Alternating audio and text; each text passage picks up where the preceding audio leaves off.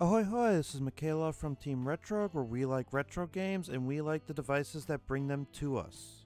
So we're back out here at the kitchen table because my office doesn't have enough room to unbox this device, but here we have the Xbox Series S. And I apologize, the lighting out in the kitchen is not the best, but I got this system for my birthday, and I could not be more excited to dive in and see what I can do with it. In addition to being able to play more modern Xbox games, you can also utilize the developer mode and install Retroarch on the Xbox Series S, and given how powerful this device is, we can get some really good emulation out of it. And the Xbox Series S is a surprisingly small device, and at a $300 price point, if you're looking for something that can emulate those high-end systems as well as play a couple of Xbox games on top of it, this may just be the device for you. Now, we will be going through the Xbox Developer Program, which is a small cost of $19, but that is a lifetime payment. So all you have to do is pay it once and you're good to go. So on the Xbox side right now, this device is a Red Dead Redemption 2 machine and not much else because that game is massive. So in this video, we're going to focus on the Xbox Series S strictly as an emulation device. I'll teach you how to install Retroarch through the dev mode, and we'll go through some gameplay of higher end systems. And we'll see just how well this beauty performs, and when we do our commendations and condemnations at the end, we're going to focus specifically on Retroarch running on this device. And this is the trim digital only version of the latest Xbox, but if you have an Xbox Series X, you can do this on that device as well. And heck, this device is so small, if you wanted to grab a couple of Xbox controllers and bring this to a friend's house and play a game of Mario Kart 64, this may actually be a reality for you. I really do adore this little Xbox, and I'm really looking forward to this video, so let's dive in and let's get started. Now, unfortunately, one caveat about the Series S is the storage space is very small. And that was a big curve from my Xbox One S, which has a 2TB hard drive, to go to 512 gigabytes. And I filled 85% of that drive just by installing 3 Xbox games and about 6 Xbox 360 games. So because my Series S was a gift, I didn't mind coughing up the $219 for the 1TB storage expansion. However, if you're looking to buy an Xbox for yourself, it's $300 for the Series S plus $219 for this storage expansion. At this point, you're getting up to the cost of an Xbox Series X. And for $500, the Series X has a better processor and ships with 1TB of storage built in already. And I'm more than sure that the Series S is more geared toward cloud gaming, because once I signed up for my free month of Game Pass, I was able to stream games from Hades right from the cloud and not from the hard drive. So that's seriously something to consider with this device. It is more readily available than the Series X, but once you have to buy that storage expansion, you're spending $500 anyway. So that's just something to consider, but for now, we're going to take this 1TB expansion drive, and this is just going to plug right into the back of the unit. And because we need some space on the hard drive to allocate to dev mode, this is very important that we have this extra space available to us for when we're actually playing Xbox games. Alright, we've got our storage expansion plugged in, so let's connect this thing to power, connect it to a TV, and see what we're working with. Once the Series S is powered up, let's go into Settings. And then we're going to go into System and Storage Devices. You could see right there my internal drive is almost full, and our storage expansion card has that 919 gigabytes free. So I'm going to press start and I'm going to do move or copy, and I'm going to hit select all. And from there, I'm going to click move selected on the right here. And it's going to show you how much of the drive is going to get taken up and how many things that you're going to move. So just go ahead and click move. And it's going to take a little bit of time, so maybe go run to the bathroom at this point, but don't grab a cup of coffee or your beverage of choice just yet, because the transfer rate is surprisingly quick. And with these solid state drives, it only took maybe about 10 minutes total to move about 400 gigabytes of content, so that's super impressive. And another thing that I did, which I didn't show on camera here, is I set the storage expansion card to install there by default, so if I download any Xbox games in the future, it won't go to the internal storage, it will go to the 1 terabyte card. Alright, let's hop on our computer and let's go ahead and register for the Microsoft Developer account. I'll include the link in the video description on where to go to do that, and again, it's going to be an individual cost of $19, but you only have to pay that once. And I'm not going to show it on screen, but go ahead and register for an account. You will need a credit card to pay the $19, and once that's done, you'll end up on this dashboard called the Microsoft Partner Center. And on the left, you're going to see under Account Settings, Xbox One Development Console. So we're actually going to go ahead and add an Xbox here, and it's going to ask you for an activation code. So we need to go onto our Xbox in order to find that. On the Xbox, we're simply going to go into the Xbox Store and look for Dev Mode. And you could see on the left here, there's a free Xbox Dev Mode, so we're going to need that one. Don't pick the one in the middle, because that's for Xbox One. We want the one for the Series S. And once that's downloaded, go ahead and open it up. It will give you a quick tutorial, and then it will bring you to an activation code. And notice it says we need some storage free on the internal device, which is why we installed that 1 terabyte expansion card. And here's our activation code. Obviously, it's going to be a different code for you than it is for me.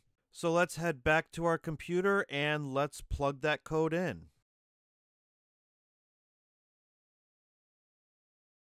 And once we do that, the device shows up on our list of devices, and on the console itself, it goes ahead and activates. And then from there, it's going to prompt you to restart in developer mode, so let's go ahead and do that. And the initial start into dev mode is going to take a little bit of time where you're going to be on this Xbox screen, so just hang tight for a couple minutes. It's not frozen or anything, and you will be in dev mode in a minute. And here we are in dev mode. You notice there's some remote access options, there's some IP addresses, and it looks a little intimidating, but it's not that bad, and I will get you through it. So let's press start to allocate our storage. There's a setting here called Manage Dev Storage, so let's go ahead and go to that. And it's going to give you a slider as to how much storage you want to allocate to development. I think 128 gigabytes is an acceptable amount, but you can go up to 256 if you plan on putting more high-end ROMs on your device. And then go ahead to agree to restart the console, and you'll have that storage reallocated to developer mode. And once we're back up and running, we're going to leave our Xbox on, but we're going to head back to our computer. And at this point, we're going to download Retroarch. So let's go to the oh-so-familiar website, and let's scroll down in the download section, and we're going to download the Xbox Series version. And it's going to download as a Microsoft package or an MS bundle. We don't have to unzip this or anything. We just need to make sure that this is sitting in our downloads folder.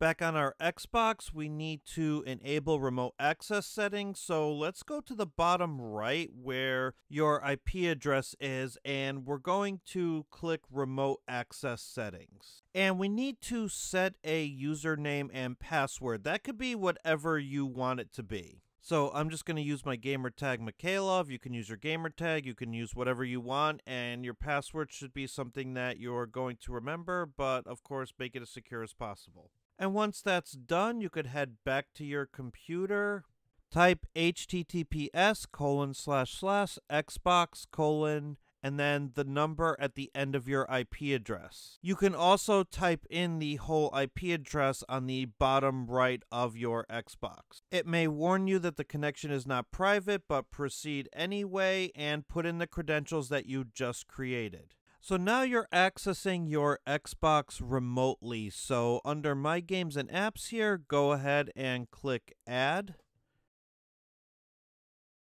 And then under Choose File, we're going to navigate to our Downloads folder, and we're going to select that Retroarch bundle. Then click Next, and then click Start. And Retroarch is a little bit beefy, so it might take a few minutes for the program to install, especially because you're doing it remotely. I do recommend you use wired Ethernet for this process if you are able to, just because it's faster than Wi-Fi. Now that Retroarch is installed, we need to just go ahead and change this from an app to a game. So let's highlight it and click Select, and let's go to View Details.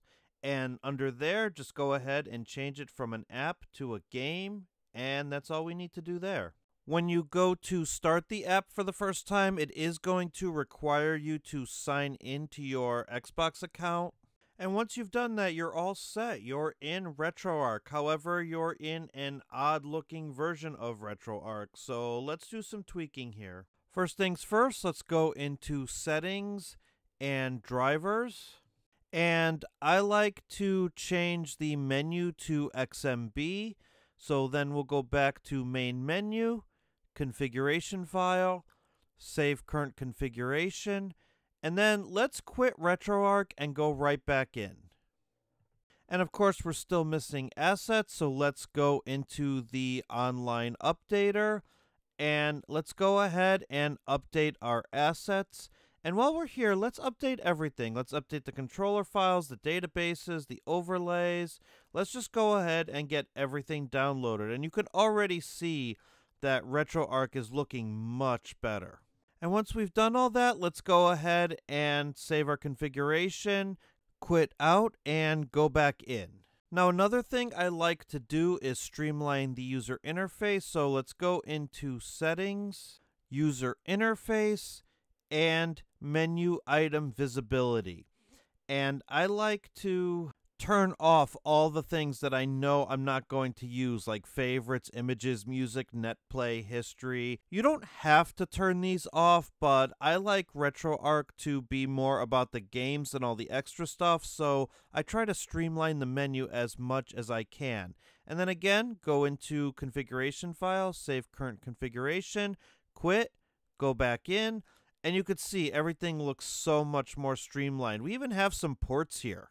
And that's it for initial setup. Our next step is to go ahead and get games onto this device.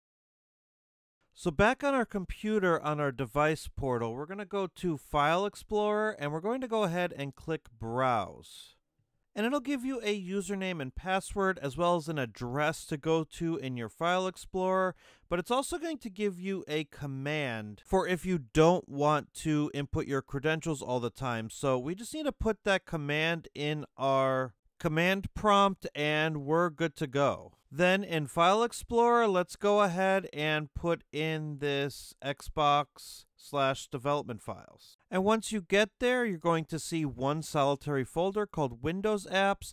So go into that, and then this second folder that says x64 on it, that's our build of Retroarch. So let's go ahead and go in there, and we're going to add some folders here. Now, I already added them because I forgot to hit record while I was making the folders, but I did assets, config, games, playlists, saves, states, system, and thumbnails. I had to make all of those folders from scratch. So now in Retroarch, we're actually going to point the system to those new folders that I just created. So we're going to go down to Settings, and we're going to go to Directory.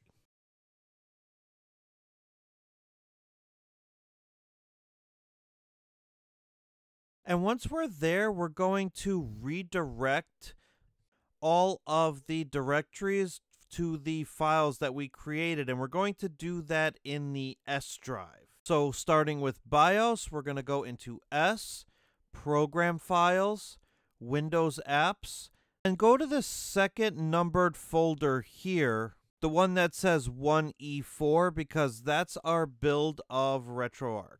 And we're going to select the system folder and use this directory, and that's it. Our BIOS folder is now set. So we need to do the same thing with thumbnails and configs and everything that we created those folders for. And you're going to do it in the exact same way. You're going to go to the S drive, and then Program Files, and then the Retroarch folder, and then select the appropriate folder for the appropriate directory. I'm going to put the list of folders that you need to create, as well as what directory that they are for, in the video description for you, just in case you need to see it written down. And of course, when you're done, just make sure you go into Configuration File and save current configuration, and then quit out of Retroarch just to make sure that your saves took hold. That was a lot of configuring, so now it's time to get some BIOS files and some ROMs onto the device. And now that we've created those folders and we have remote access, that's exactly what we're going to do. So we're going to go ahead and put our BIOS files in the system folder, since we set BIOS to be the directory for that. And obviously I can't tell you where to get the BIOS files, but Google is your friend there. I was able to find a Retroarch BIOS pack pretty quickly. And then for ROMs, I'm going to use this setup that came from one of my Recall box builds, just because it has system folders already. So I'm just going to copy these system folders right over. And then I'm going to add some systems that aren't on here, like GameCube, Dreamcast, PS2. I'll do that manually. Again, I can't show you how to get those, but if you're watching this video, you probably already have a ROM collection ready to go. So let's go into Retroarch and let's start to create a playlist here. Now for your 8 and 16-bit systems, you can just go into Scan a Directory and then go ahead and navigate to the S drive, Windows Apps, the Retroarch folder that's numbered, and then Games, and then go ahead and pick the system you want to scan and click Scan this directory. And you could do this for all the lower systems as long as you do them 4 systems at a time. But as you could see, I'm trying to scan Dreamcast and it's not really working all that well compared to how quickly the other systems are scanning. So for the higher end systems, you're going to want to do a manual scan. And when you do a manual scan, you can click your content directory. We're going to do that with Dreamcast now. But you can also set the system name, the default core, and the file name extension that you are looking for. So we're going to set the system to Sega Dreamcast and the core to the Flycast core. And my Dreamcast games are CDI files, so I'm going to have it search for CDI files specifically. And then I'm going to go ahead and click Start Scan, and it's going to finish very quick. But now if I go into the Dreamcast directory, I'm going to find that all my games are there and it's scanned no problem. Now let's just go ahead and set up some hotkeys. So we're going to go into Input, and we're going to scroll down to Hotkeys. And from there, I like to set a menu toggle controller combo. I'm going to do Hold Start for 2 seconds. And then I'm going to do Select as my hotkey Enable. And then I'm going to set certain hotkeys to quit content, or to fast forward, or to load and save state.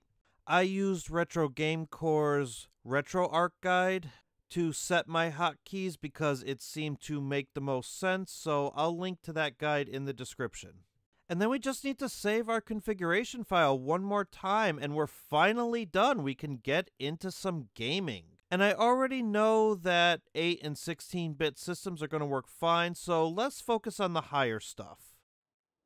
So starting off with PS2, I'm actually really disappointed with how this turned out. God of War had some graphical issues in the cutscenes, and I tried to adjust video settings, and nothing that I did was really able to fix that. There was this odd flickering during all cutscenes, and then once I got out of the cutscene and into gameplay, there was some audio dips, but the frame rate seemed to mostly hold steady. Unfortunately, when I did try to tweak settings or restart the core, it would either cause the PS2 game or Retroarch itself to crash.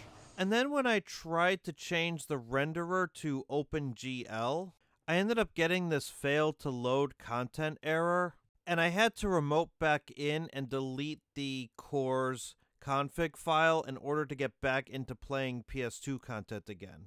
Unfortunately, my results for PS2 were not great. God of War 2 did not run very well at all. And it didn't matter what resolution I had the core set to.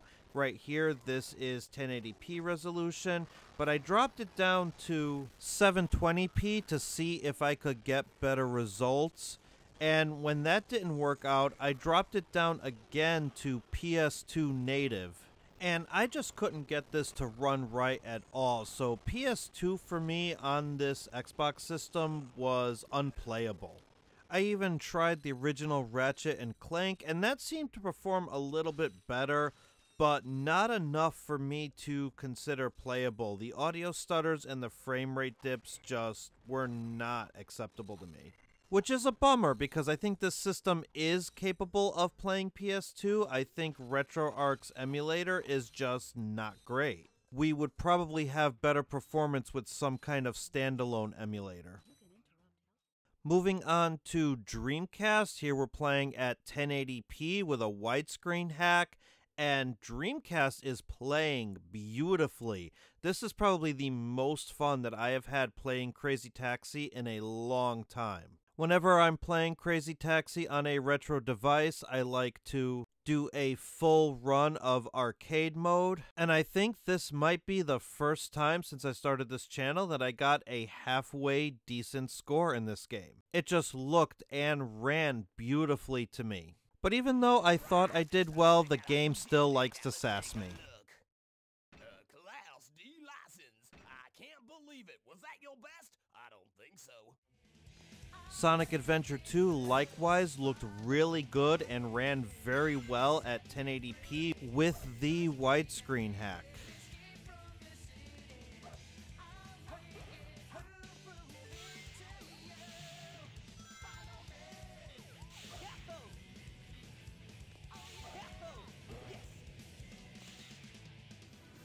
And just for good measure, here's some Soul Calibur. I've never really played this game before, but looks good on this device. As a matter of fact, the last time I think I remember seeing this game was back in high school at my friend Dirk's house. He was the only one of my high school friends that actually had a Dreamcast. I did have one for a bit in college, but it was just for Sonic. N64 seemed to be running very well. Here's Star Fox 64, and this game looks very good, plays very good. And Kirby 64 runs at full speed, but there are still some small graphical issues with this game when it comes to Mupen 64 Plus, and you could see it when the fire sword is on the ground versus in the air. It actually loses its effect. But other than that, the game is entirely playable.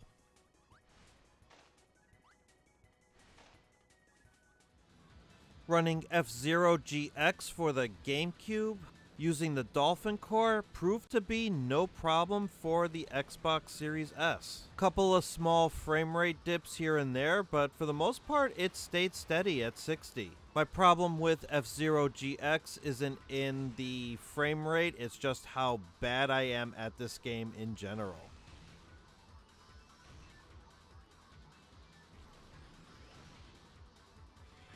When testing Sonic Adventure DX Director's Cut, I was taken away by how beautiful this game looked, and I implemented the widescreen hack for this game as well. And this really is the definitive version of the original Sonic Adventure. The one on the Dreamcast has some weird graphical issues, and they really cleaned it up when they re-released it for the GameCube, and Sonic looks good and the scenery looks good. If you have an opportunity to play the original Sonic Adventure, I recommend you use the GameCube version and not the Dreamcast version. Unfortunately, Paper Mario ran well, but there were a lot of graphical issues with this game, right down to an issue with the boat, to the fact that several sprites were not showing.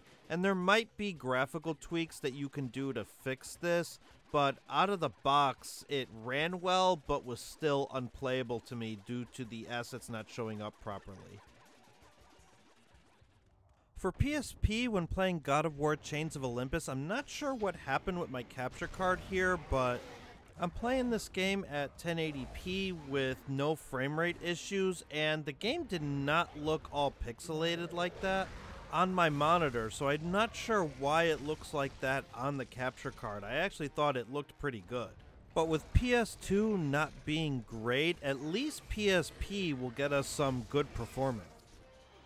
Outrun 2006, for example, came out beautifully. And the only thing I did was change the resolution to 1080p.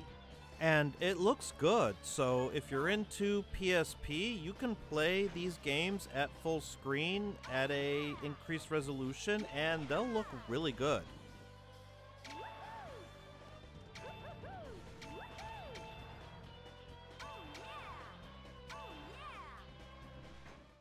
Alright, we've been at this for almost half an hour, so let's wrap things up with Commendations and Condemnations. And I'm only going to talk about using Retroarch on the Xbox. I'm not going to talk about the Xbox side itself, because the Xbox side itself does what it needs to do for me. It lets me play some 360, Xbox One, and Xbox Series S games. But going into dev mode and putting Retroarch on this system makes it a good device to transport to other people's houses if you want to get some retro gaming in. And that's mostly because of its small size. You could throw this in a book bag with a couple of controllers and go to your friend's house, hook everything up, and you're good to go. And I found myself really enjoying the widescreen hacks for higher end systems. Dreamcast, GameCube, and PSP all look really good with an upscaled resolution on a modern television or monitor. And small graphical issues aside, there are a lot of great systems that you can enjoy that utilize these widescreen hacks. But then if you're looking to play something older, this thing isn't going to even break a sweat playing anything from NES all the way up to PlayStation 1. So in addition to everything that you could play on the Xbox side if you have Game Pass, now you also have access to a massive retro library of potentially thousands of games. Alright, now let's talk about Condemnations, things that I didn't like using Retroarch on the Xbox Series S. The first being that PS2 performance for what this system is capable of is very abysmal. And that's not the fault of the device itself, that's the fault of having to use Retroarch. Which brings me to my next point about the fact that we have to rely on Retroarch for right now. There are no standalone emulators that better optimize performance. And maybe that will change in the future, but for now, we have what we're given. So until that core is updated and optimized, PS2 performance is just going to be a pipe dream on this device. And as you saw from watching this video, the initial setup is actually a little tough. You do need a Windows computer, you need to sign up for that dev program, you need to configure Retroarch, so it isn't really a plug-and-play experience. You need to dedicate an afternoon or an evening to setting this up. And then finally, if you have a Series S and not an X, you are going to need to buy that 1TB expansion drive because otherwise you're going to be allocating already precious storage to the development side of the console. And when you factor in the cost of the Xbox Series S and the cost of the hard drive, you're hitting that $500 mark, and at that point you might as well hold off for an Xbox Series X and not get an S. However, your use case may be different. I know for me, the Xbox Series S is perfect, specifically because of the entertainment center I use. The Xbox Series S fits perfectly, whereas the Series X might give me a little bit of a harder time. And those are all the things that you have to factor in when it comes to buying an Xbox. Do you need it to be somewhat portable? Are you better off with the cheaper price point? Does it fit in your entertainment center? And is your TV one of those newfangled TVs with true 4K, or are you okay with just 2160p? But overall, I think this device was a great birthday present, and I'm looking forward to spending more time with it. Alright, that'll wrap things up for this video. Thank you so much for watching. If you have any questions or thoughts, please feel free to leave them in the comments below. And please feel free to continue the conversation in the Budget Aquaman Discord. Link is in the video description. And let me know what you think about how doing something like this to a modern device actually increases its value or potentially makes it a phenomenal all-around gaming system. Again, thank you for watching, and if this video was helpful to you in any way, please be sure to like and subscribe. Until next time, bye for now, and don't stop believing.